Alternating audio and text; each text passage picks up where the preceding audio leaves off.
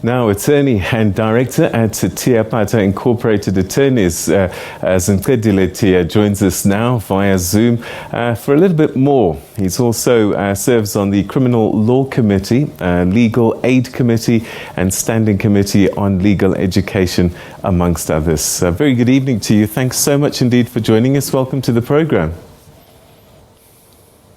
Oh, thank you very much, Mr. Mondoro, and I would love to greet you in studio and greet everyone who is listening to us. So what's your initial reaction to the Judicial Services Commission's recommendation? Oh, thank you very much. I must be honest with you and the viewers at home that I'm quite pleased with their recommendation, because I verily believe that South Africa, if we speak of transformation, it must not be just be a lip service. We must see it happening. And this time around, if the JSC is recommending a female Chief Justice to the President, then in South Africa, I'm quite very pleased and very happy. And I think that it's fair to say that she deserved it in her own right, not because she's a woman. Indeed, in her own right, if you look at her credentials, she is quite an impeccable justice. Her experience speaks to itself. She's one judge who has delivered a judgment in vernacular using an African language. That speaks a lot of her confidence and her being entrenched in the legal profession itself. She deserves it.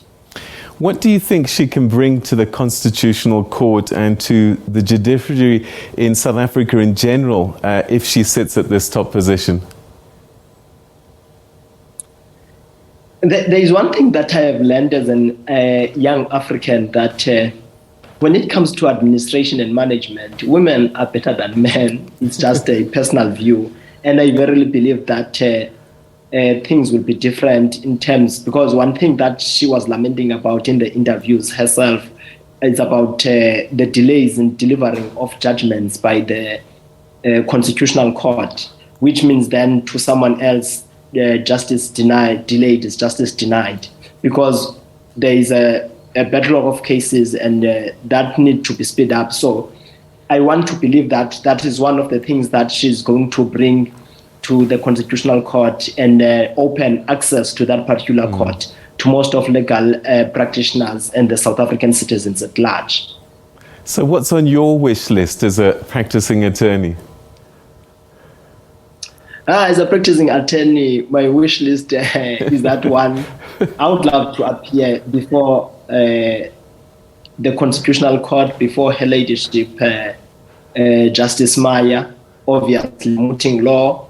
And also another thing is that we as junior legal practitioners, we not like people who intimidate. Some of the judges intimidate really, and you'll be afraid to go and appear. We want someone who will be putting a smile like her, who will be there, who will be encouraging us to come and here to come represent fellow South Africans freely without being intimidated. So I wish to go there, and I wish she can be appointed ultimately by the president.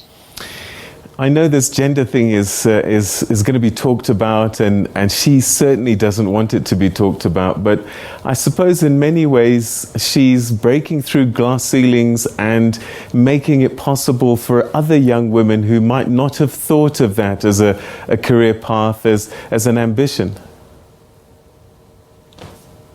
Yes, indeed. Justice Maya has inspired quite a number of women. I was going through social media. Females are beginning to be inspired that, wow, we do have such caliber of women in the legal profession who have done great for the country and for themselves. And therefore, they also want to come to the practice now, because some of the female counterparts, after we have graduated LLB, they will want to go and be the administrators in municipalities and in government entities. But now, after that interview and seeing her credentials, some of them are really inspired. They want to go and continue with what Justice Maya has done for the females and also for herself and for our country.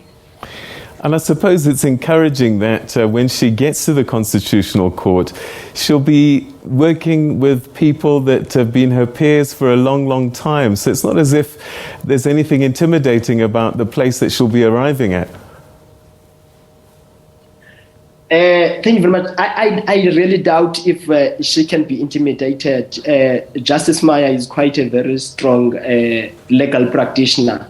I do not want even to say a woman. She's a legal practitioner, very powerful, well-grounded, with a background, for instance, both herself and Justice Madlanga, they were practicing in Mthatha.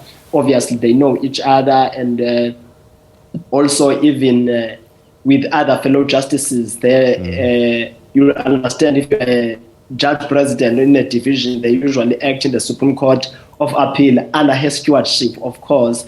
So I want to believe that she will be doing wonders. We'll see. She's the transformation that we want to see. And I verily believe that she will bring such, if ultimately appointed the president, as we are praying that the president must appoint her.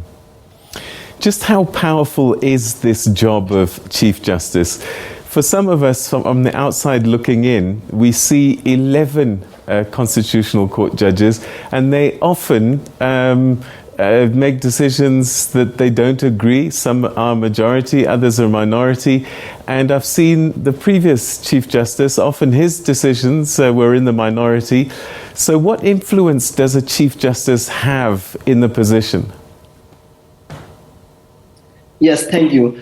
The Chief Justice, remember, in the influence that will have one, she will be the one who will be also in charge with the minister and the president when it comes to the appointments of people who are going to act as judges in the Constitutional Court. And also, she's the manager of the court. She's the leader there. She will be the leader there. And therefore, coming with such credentials should be respected by her peers. But law is quite an interesting profession. When they just there will be always two views. Yes. So that's what is interesting about law. Always two views on a certain matter. Same people study the same law. So it's quite a challenging job, but it needs someone who is very strong with good credentials like herself. All right, so we heard a little bit earlier this afternoon from Senior Counsel for the Justice Commission, Mpofu, who said that theirs is but one recommendation. The President will also speak to the leaders of the political parties. What are the chances that he might go with someone else? Or do you think that, by and large, what the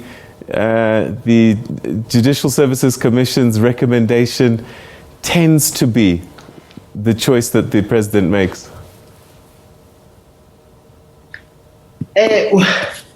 I'm just praying where I'm sitting that the President to follow the Judicial Services Commission recommendation, because the limitation is that the President is the one who has a prerogative of appointing the Chief Justice in terms of the Constitution, and therefore by recommending, he is not compelled to appoint someone recommended by the JSC.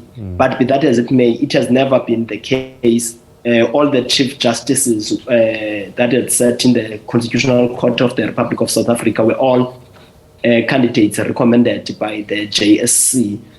Obviously, the JSC's consultation is quite very transparent and accountable. It was public. Everyone in the country saw the interviews themselves, how Justice Maya was collected and showing the experience, and that she's not intimidated by anything. And she does not like the fact that women, at times, it will appear as if they are just done a favor in jobs where they qualify and meet all the requirements. So I'm just praying that the President to take the recommendations by the JSC, so that we do not set a wrong precedent where the JSC will make a recommendation and then the President, because he has powers, will appoint someone else. I suppose also another thing that worked in her favor is her age, because now she can serve a full term, can't she? Yes. Also, her age is quite still within the boundaries, unlike other candidates who are left only with 2 years and something like that. So I verily believe that in her, we still have future, and she still has to do some things to make sure that in the country there's democracy, because the Constitutional Court, mostly it's all about ensuring that human rights are being respected, and that's all about democracy. How much do you think she might be able to change the, I'm not sure what word I'm looking for, but the manner and the atmosphere of the Constitutional Court?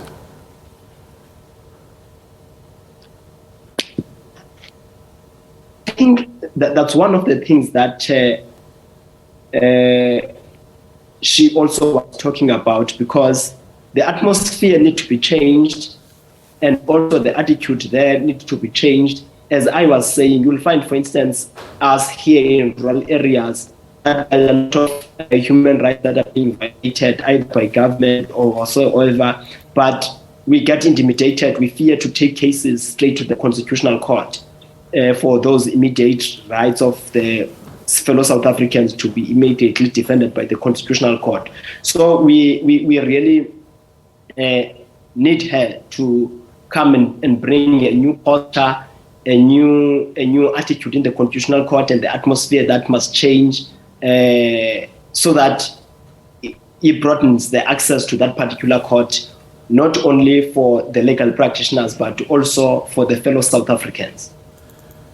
All right, and that's where we're going to have to leave it. Thank you so much indeed for joining us this evening and sharing your thoughts with us. But I can tell from your smile that you're a very happy person with this recommendation. Oh, thank you very much. I'm very happy. I'm very pleased. Great. Thanks for your time. All right, and so there you have it. That was Advocate Zincedile Tiya, who is talking to us about the recommendation that's been made by the Judicial Services Commission. Justice Mandisa Maya might become the first female Chief Justice of the Constitutional Court, and that's now up to the President.